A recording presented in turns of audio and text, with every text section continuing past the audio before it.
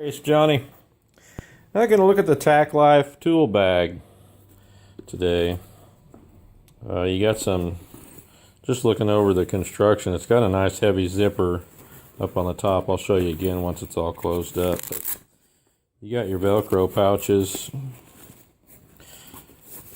for multiple things. Good, decent, nice canvas material.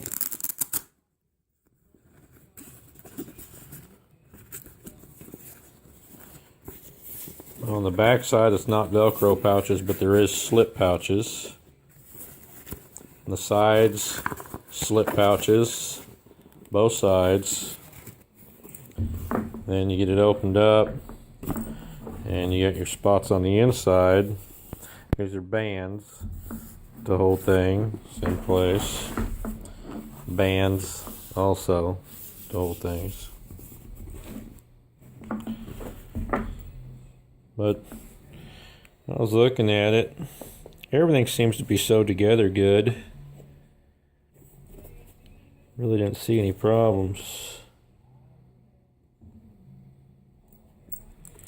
I was gonna show you this zipper. It's closed up.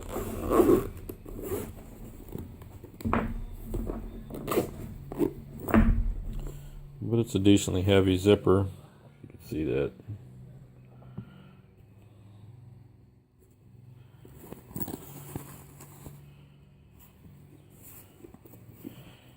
But, I don't know, you know as well as I, if you're an electrician or something, these are handy, but you need something, get some hard plastic feet, rubber feet on the bottom. You need something durable, because it's going to take some abuse from being flopped around so much.